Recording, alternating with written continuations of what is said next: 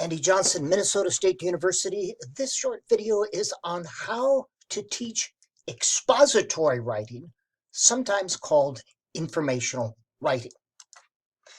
And this is from my book, Being and Becoming Teachers of Writing. It will be coming out in 2024. If you want some up-to-date ideas, you can visit my website there. As well, you'll see the link to my podcast and YouTube's there. And my podcast, The Reading Instruction Show, got lots and lots of videos there. But first of all, if you want to help children become better writers, you must teach the process. Teach the process to develop the skill. If you want students to develop the skill of writing, you must teach them the writing process. And that involves pre-drafting, generating and organizing ideas, drafting, your first attempt to get ideas on the page, revising, revision, seeing again and again and again, editing, done on step 4, looking for punctuation and grammar errors, and then sharing somehow.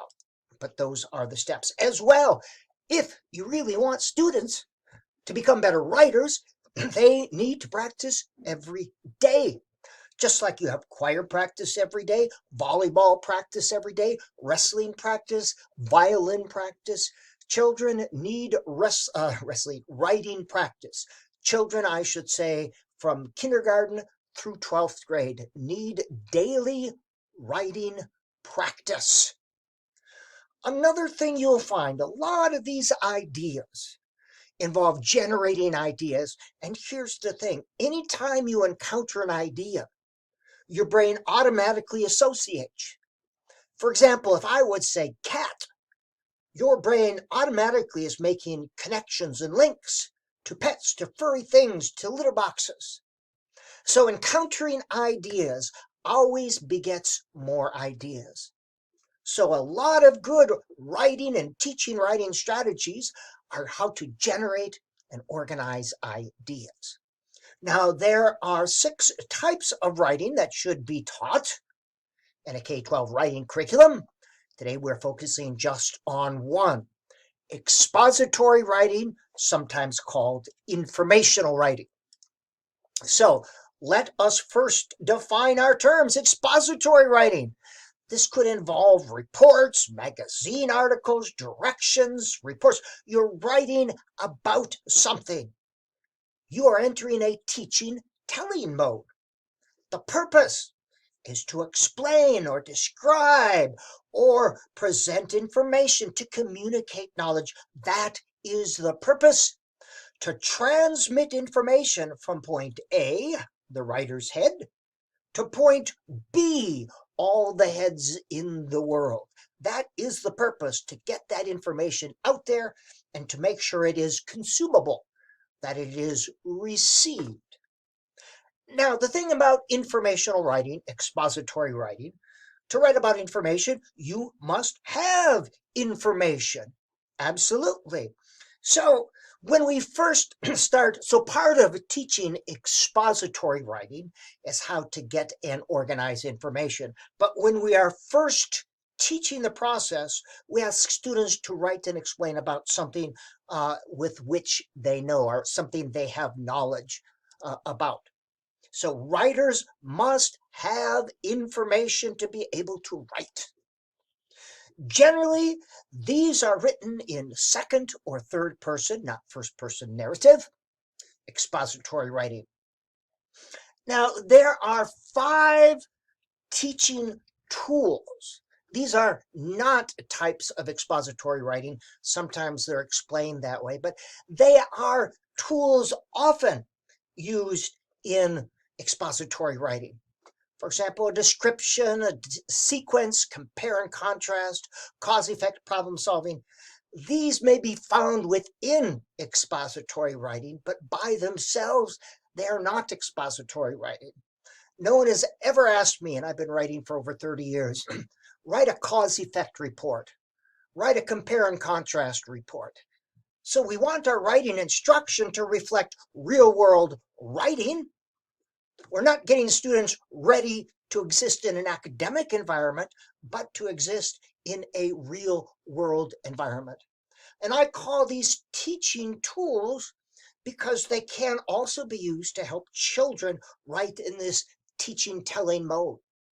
You can have them compare and contrast one character to another, cause effect sorts of things. So these can be teaching tools as learning the craft of expository writing. So let us move on to topics. As I said before, you want to start with topics with which students know or have knowledge about. We are learning the genre first, and then we'll learn how to research. But you can't expect students to get new knowledge and be able to synthesize and immediately write. We want children to write, first of all, if they're learning the genre, about things they have knowledge about. Oftentimes, when you try to have these writing intensive courses, whether it be in 4th grade or in graduate school, where students write to learn, write within the context of a subject, well, they tend to do little learning about writing and about content. Both get short shift. We want students to have choice to the greatest extent possible. Choice is important in any learning situation, choice and passion. So we want students to be able to write about, choose their topic areas to the greatest extent possible. Choice and passion is always a motivating force in anything you learn. One idea, one way to get students to generate things to write about is called a topicorator, a topicorator, where they pick something they know about. Let's say I know about motorcycles, and you generate a list of things you know about motorcycles. But remember that idea begets more ideas. You begin to associate and go, oh, I could talk about motorcycle races. Oh, I could talk about whatever. So this is a topicorator or a topic orator. Just another strategy based on the idea that ideas beget more ideas. Now, developing a sense of audience. I like this one. The best way to help students develop a sense of audience is to give them one. To give them one, to be able to write and share with an audience. And I'll give you some ideas about that in just a minute. But writing and sharing your writing is an important part of any type of writing. Share with a partner, share in small group to see how your writing is playing in the heads of others. Expository writing is essentially teaching. You are explaining things in a way that your audience is going to understand. That's why it's important to have this sense of audience. You're not just moving words around the page. Your job is to explain, so if you have a picture of your audience. As an example, I am writing a chapter on this very topic, teaching expository writing. I'm also teaching a course on writing methods. So I know exactly who my audience is. As a matter of fact, I'm preparing this video cast, about teaching writing.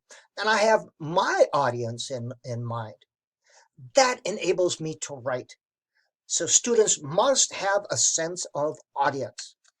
One great way is called the small group speech to develop a sense of audience. Here you start with your writing topic, 2 or 3 nodes, and you generate ideas on each node.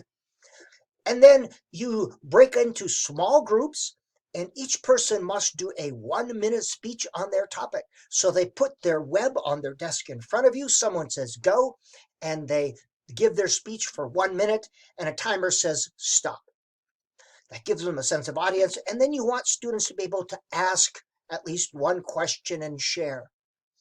Great idea, and you always beget more ideas. The small group speech, a great way to get a sense of audience, and you can do this at any point during the writing process. Topic 3 or 2 sub areas generate. You put the web on the desk, you stand up, and in a group of 3 or 4 versus in front of a class, you give your small group speech. Great strategy, great strategy. Other strategies for getting a sense of audience and for developing ideas. Simple small group share and question. Students describe the topic of their expository paper, a lot less formal, and students are directed to ask questions or share ideas, maybe generate things that they know. Simple idea again. Speak, turn to a neighbor and share what you're writing about. Make sure you ask at least one question of your neighbor as well. Simple ideas. And if you've ever noticed, the act of explaining to another person helps you clarify up here first. Group brainstorm. Could be done in small group or large group. You generate a lot of ideas or things people know about the topic. So you may know something about the topic, but other students know a little bit more. So you generate, and ideally you generate on a board or where people can see it. And then you look for groups, and that becomes the structure of your paper. This is a great place to ask question or look for gaps. All right, gathering data, teaching the process. In expository writing, we have the 5-step writing process, 1, 2, 3, 4, 5. But in expository writing, we have one additional pre-step. It's the gathering information step, and it has 3 parts to it. And we'll talk about that. But as I said before, you cannot write unless and until you have something to write about. And we teach the process. You can't expect students to know how to do this without teaching the process. And I remember when I was teaching 6th grade for the first time, and they gave me this package, and they said, here, you must teach the writing process. And they had note cards and all this other stuff. And students were just expected to do it without teaching the process, without giving any scaffold or structure to the experience. And more on that in a bit. But there are 3 parts to this, to gathering data. It's the gathering data, reading critically and taking notes, and you must use direct instruction, the elements of effective instruction on all 3 parts. That means direct instruction, this is how you do it. I will model, guided practice and scaffolding, and then independent practice. So gathering data, you look for sources, books, articles, podcasts, webcast, interviews, other. You get sources. This could be magazines as well. You are looking for data, and your sources must be credible sources. And this is a good place to talk to students at all levels about what is a credible source. And this always is developmentally appropriate. Young students, 1st and 2nd grade, will have trouble with this, but you help them. Children at all levels can do these things if you make it developmentally appropriate. Here are some. Is the author an expert, modern or old? Is it related to your topic or question? Do others agree? Is the author trying to sell something? Are they trying to make you think or believe something? These are just some ideas for helping students think through what a credible source is. And Jerome Bruner, as I said you can teach children anything in developmentally appropriate ways. As well, children learn by doing what experts do in the field. And this is exactly what we're doing with our expository writing. This is the process that most people use, that real life people, real life writers use when engaged in expository writing. We gather data, we organize data, and then we write the data up. Young children, again, you want to simple it up. You may just want to say, is this believable? But credible sources. All right, we start small. And too often students are thrown into their first big research project without giving the small steps up to that. They're expected to follow a complicated recipe without really knowing why or how. They didn't understand the process. You just say, do this, here's your note cards, do that, then do that, then do that. So you start very small with expository writing. and at emergent and pre-K, maybe even early first grade level. Combination drawing and writing. They may draw first. What do you know about birds, or what do you know about fish? They can draw first, and then they can try to write using temporary spelling. Sometimes a teacher will come around and say, what do you want to say about fish? And they'll write what the child says up there. This is expository writing at the pre-K and early first grade level. Yes, it is. And as I said before, it bears repeating. The goal is to learn how to write in this genre, not to learn new content. It's hard to do both at the same time. As they master this genre, then they'll be able to learn and write about new content. Now, I can do this. I've been doing this expository writing for 30 years. But we certainly don't want to throw a 5th or 6th grade or even a high school kid into the water without giving them scaffolding. The goal is to teach writing, not to learn about something. That will come later. To learn the skills of getting knowledge, reading critically, taking notes, synthesizing notes. This is a process we must teach, and the genre of writing and explaining. Now, I said we have to include scaffolding. Scaffolding is a temporary structure as things are building. And we start out by having children write about something they know. Students of all ages, that's a good place to start, by having them write or explain something they know or know about. Another idea, and as you see, we're starting with more structure and we'll go all the way to less structure, is to brainstorm as a class. What do we know about elephants? That's a bad example. What do we know about dogs? You brainstorm as a class, then you look for groups, ideas in groups, things to write about. You have your sections. All right, boys and girls, on your paper today, you are telling someone things you know about dogs. Let's explain about dogs. And by the way, with young children, you always demonstrate writing in front of the class. This is shared writing. What should our next sentence be? So a kindergarten, first, even a 2nd grade teacher is doing that initial composition. I would say all elementary grades, you can do the initial composition so students can see the ideas. All right, a little less structure. One source with questions and notes. You provide students with one source of information, just a short article, but you give them the question up front and they have the notes that you've taken. They don't have to be complete notes, but most of the notes. And then you provide maybe 2 sources of information, of short articles with questions and notes. So they have to see the notes and they have to synthesize the ideas and then explain. Provide one source with a question and no notes. Provide 2 sources with questions and no notes. So they have to read, take notes, ask a question, read, and take notes.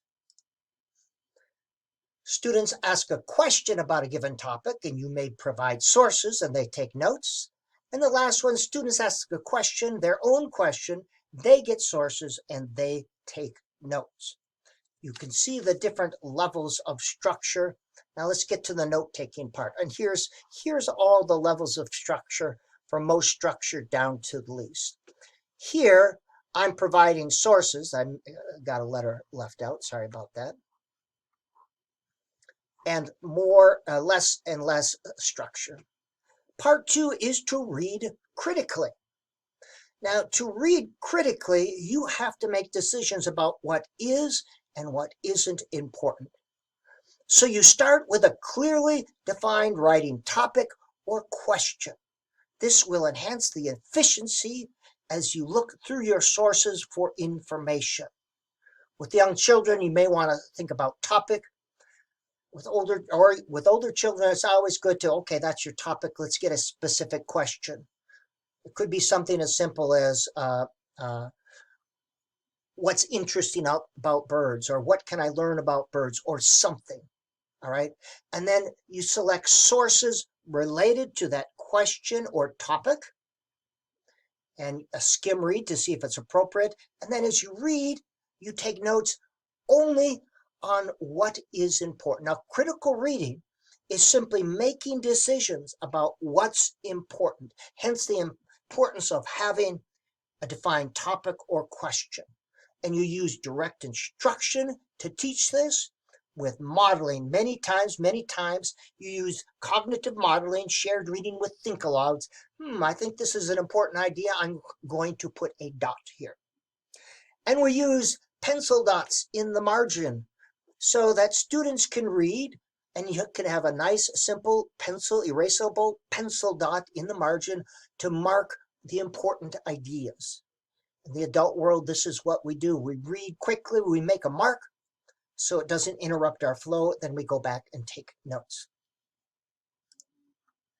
All right, part 3 is taking careful notes. Here you record the dotted ideas using short, abbreviated sentences. And starting in 3rd or 4th grade, it's appropriate to begin this, developmentally appropriate. You always want to keep the note-taking simple. Let children find their own style if they choose to do so. I've seen people teaching this note-taking style and Cornell notes and this and that, and it's just so gosh darn complicated.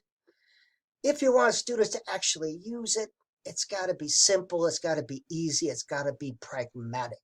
So keep it simple, allow children to evolve and adopt their own. And note-taking, like everything else, you demonstrate and model in large groups several times. You put students in pairs or small groups and have them read critically and take notes. One person could be a reader, another person could be an idea finder, the third person could be a note taker. Good cooperative learning has roles for every person. This process is learned over time, and eventually students can do it individually. It's learned over time, and for goodness sakes, keep it simple. You can use guided notes, and this is a form of scaffolding. A guided note is simply an outline with the main or important ideas when they're reading to help them with their note-taking or learn note-taking. The last thing I want to look at is form. First, you look for groups or parts in your notes, and these become different sections. With younger children, they could just become different paragraphs. You keep the form simple. The form should never get in the way of the function. The form should never get in the way of what students want to write to tell you about. There are some forms that are just so gosh darn complicated that you can't write. So most expository writing, and I don't care what people, involve 3 parts. An introduction, and I suggest 2 sentences. This paper is about blank. Below are described blank, blank, and blank. That's all you need. An introduction introduces the paper. That's it. None of this other stuff about topic sentences and that. No. The body is the information. That's the teaching and telling part. And then there's a conclusion or an end. No new information here. You may want to review important ideas or one big idea to think about, but keep it simple.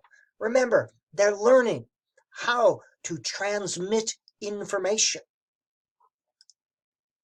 So, intro paragraph, 2 sentences. Body is the teaching telling part, and the ending is the review. And if you have time, you can also teach students about graphics. A lot of information about how to create their own graphics or how to look for pictures and stuff online. All right, expository writing, informational writing.